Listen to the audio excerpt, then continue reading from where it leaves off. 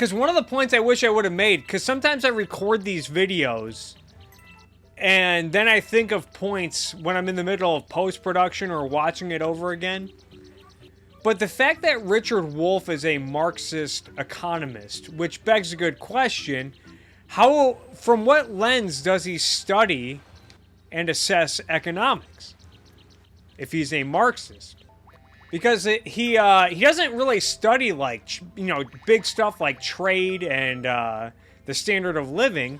He clearly approaches economics from the mindset of class antagonism, class struggle, the proletariat versus the bourgeoisie. So any central planning that he proposes is always going to be how to take down the bourgeoisie and how to benefit the proletariat.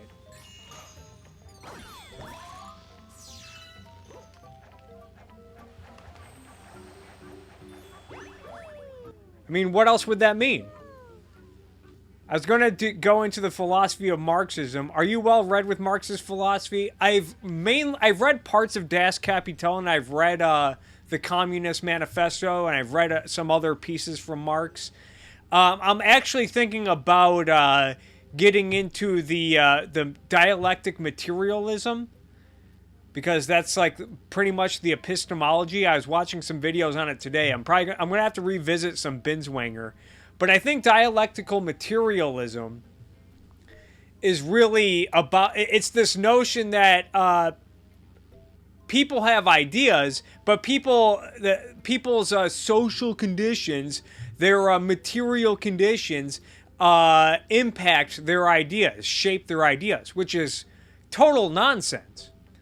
So, like, because people come up with ideas, people observe reality, they use their senses to perceive things in reality. Like, you see a tree out there, that tree doesn't tell you how to think or what's right and wrong, or tell you that 2 + 2 is 4, or tell you that some supernatural being created everything.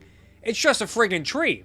Now, you'll come up with the idea of a tree to categorize information. You'll say, that's a tree, and you might define tree as a big plant that's rooted in the ground.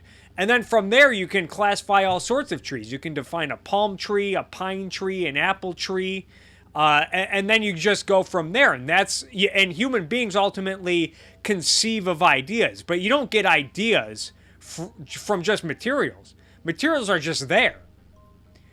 But materials are that don't just exist in nature, that don't just exist in reality, like a tree or a lake or a rock or a squirrel, but like man-made products like monkey wrenches and hammers and Nintendo Wii controllers and microphones and cans of Coca-Cola.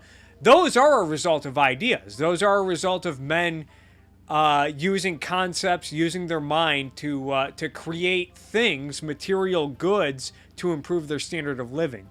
Trollface says, Marxism is just a secularized end times of Christianity translated into the economy. To get humanity into heaven, humans must overthrow capitalism, instill communism, and work in the fields until humanity as a collective becomes pure. Well, yeah, because they think that the communists think that materialism, they think that material goods create a class antagonism. They create class struggle. And when there's class struggle, that's how you get warfare. And that the history of humanity is just a series of oppressors versus oppressees. And the current oppressor-oppressee antagonism in the capitalist world, from their point of view, is the bourgeoisie versus the proletariat. And the only way to have peace on earth and end this class antagonism is to abolish private property and overthrow the bourgeoisie and all existing social conditions, so that you can eventually have dictatorship of the proletariat, and then from there, humanity will transition into a utopia. Now, if all of this sounds ridiculous, it's because it is ridiculous. This queen bee telling Mario, "Are you a physician? Hey, can you help me out?" This is more realistic than what Marxists believe.